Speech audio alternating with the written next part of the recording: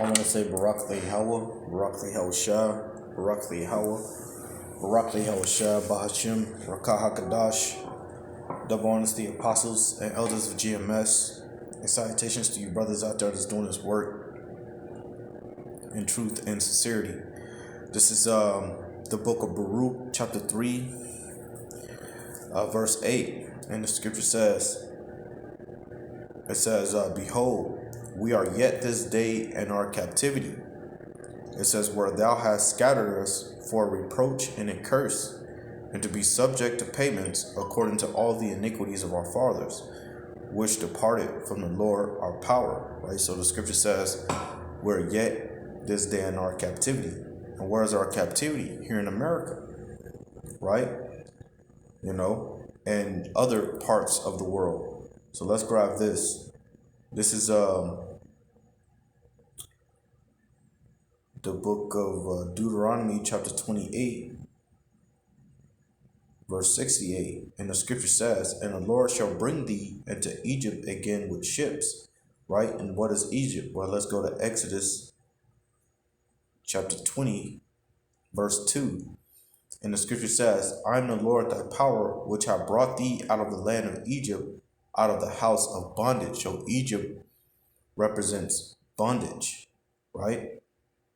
And we're not the so-called Black, Hispanics, and Native Americans in bondage. And this new Egypt, which is America, does not America represent Egypt, right? Look on your dollar, right? Deuteronomy 28 and 68. The scripture says, and the Lord shall bring thee into Egypt again with ships, right? By the way whereof I spake unto thee, thou shalt not see it no more again. And there ye shall be sold unto your enemies for bondmen and bondwomen, right? Slave men and slave women, and no man shall buy you, no man shall redeem you, right? So we're yet in this day in our captivity. We still have to go to the so-called white man for everything, right? For our jobs, for our clothes, our shoes, everything, right? But Jake is too damn blind to see that, man. Deuteronomy 28 and 48, it says, therefore thou shalt serve thy enemies, which the Lord shall send against thee in hunger and in thirst and in nakedness and in want of all things. And he shall put a yoke of iron upon thy neck until he have destroyed thee, right? Destroyed thee mentally, man. Mentally. So again, going back to the book of Baruch, 3 and 8. Behold, we are yet this day in our captivity, where thou hast scattered us for a reproach and a curse, and to be subject to payments, or according to all thy iniquities of our fathers, right? Because look, you got to work for the so-called white man. Everything you do, you have to go to him, right? The scripture says, going back to the book of Haggai. Let's get that, man. All right. The book of Haggai. I believe that's I want to say the second chapter.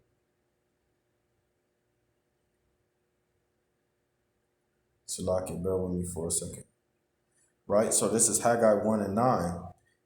It says, ye looked for much, and lo, it came to little. And when ye brought it home, no, that's not what I wanted. So I can bear with me for a second here. Let me try to find it. I think it is the second chapter. Haggai, the second chapter.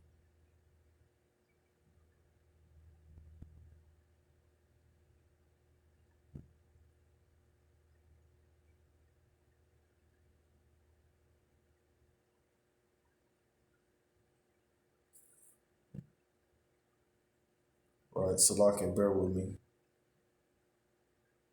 All right. Bad holes. So I can bear with me.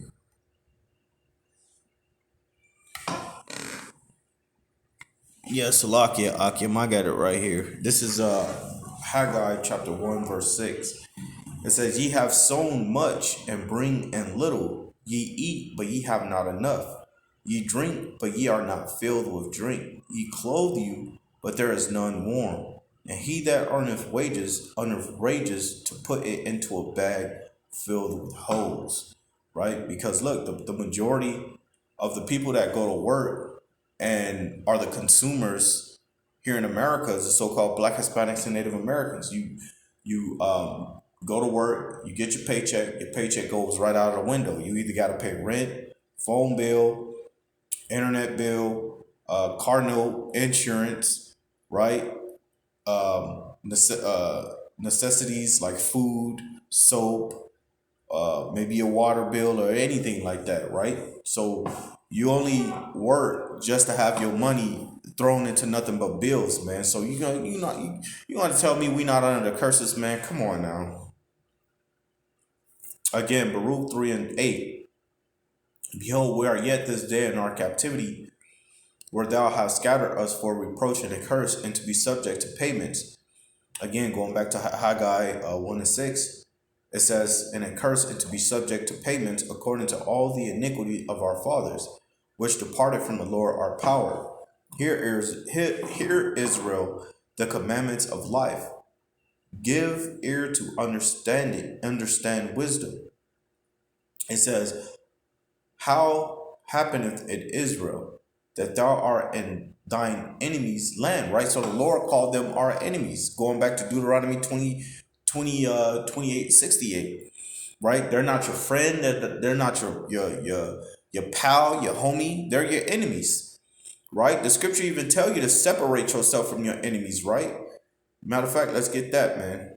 This is the book of Sirach 6:13. It says, separate thyself from thy enemies and take heed of thy friends. So again, let's get that again. Sirach 6:13. Separate thyself from thy enemies and take heed of thy friend. The scripture even tell you in a book of I want to say Sirach 12:6, it says, trust not thy enemy, for as iron rusteth, so does his wickedness. So Baruch 3:10, how happeneth it, Israel, that thou art in thy enemy land, that thou art waxing old, a strange country, that thou art defiled with the dead. Now, why is that? Well, let's get it. Let's find out why that is.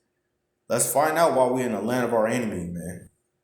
It's no different than what you niggas are doing now, man. Right? Let's find out why we're in our enemy's land. This is the book of Isaiah, chapter, let's see here. Isaiah.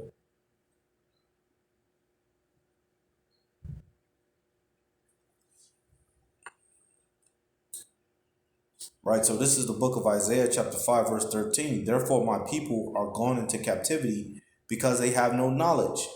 Right, so again, let's get that again. Isaiah 5:13. Therefore, my people are gone into captivity because they have no knowledge. There you go. For following the idols, worshiping their idols in their days. This is the reason why you are in captivity to this very day. So again, going back into the book of Baruch 3,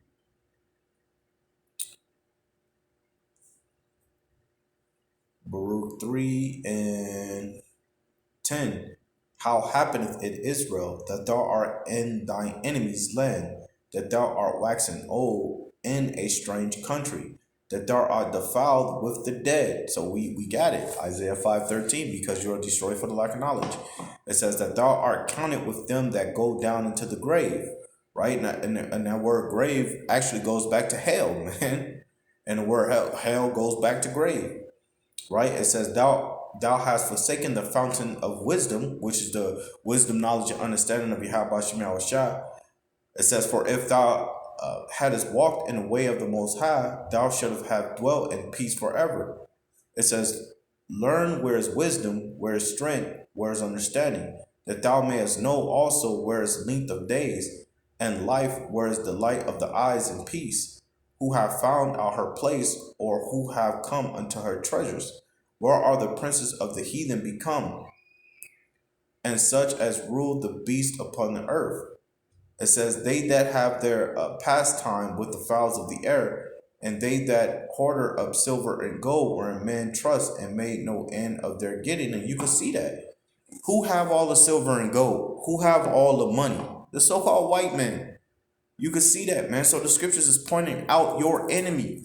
A lot of you niggas are blind because you can do a movie, do a few movies, or you could rap or sing. You people are a bunch of entertainers, man. You people are a bunch of entertainers, right? That have gotten your riches by the ways of wickedness, man. Right?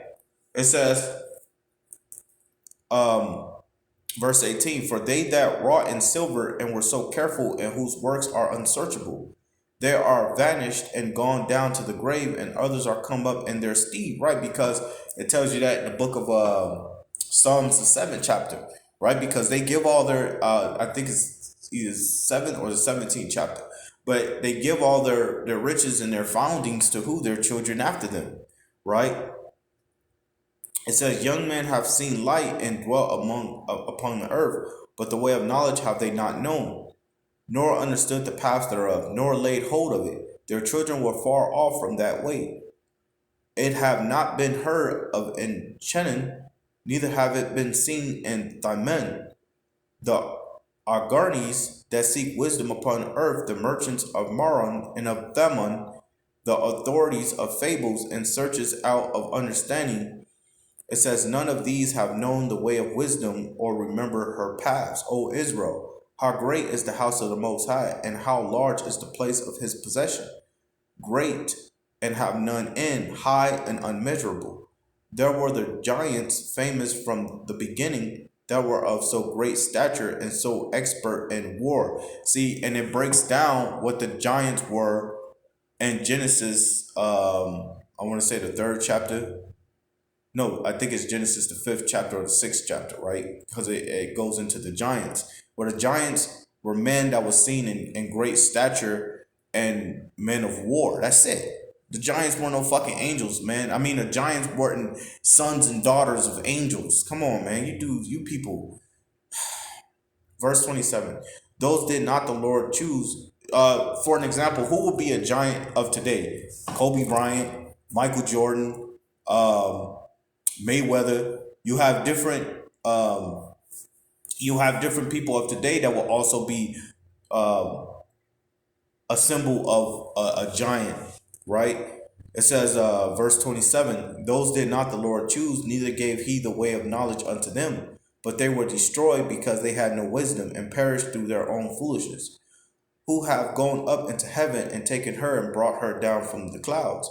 Who have gone over the sea and found her and will bring her for pure gold? Because wisdom is counted as knowledge. Wisdom is a female, which is Sophia, which is counted as wisdom, knowledge, and understanding. It's actually the image of the Most High when you go back into the book of, I want to say Wisdom of Solomon 7:26.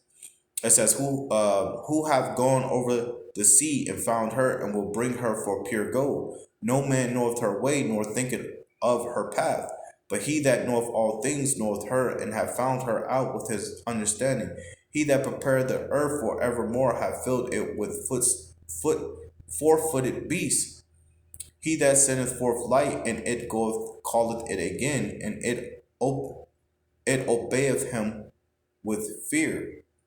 The stars shine in their watches and rejoice when he calleth them.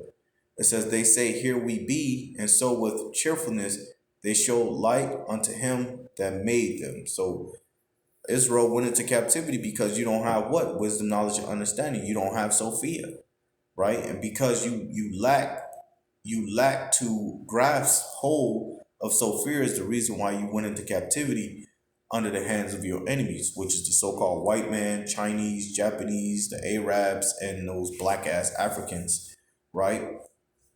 But other than that, man, I'm going to go ahead and end it from there and say Barak Yahweh, Barak Yahweh Shah, Barak Yahweh, Barak Yahweh Shah, Bahashem Rakah HaKadosh. Double honors to the apostles and elders of GMS, and salutations to you brothers out there that's doing this work in truth and sincerity. I like to say Shalom.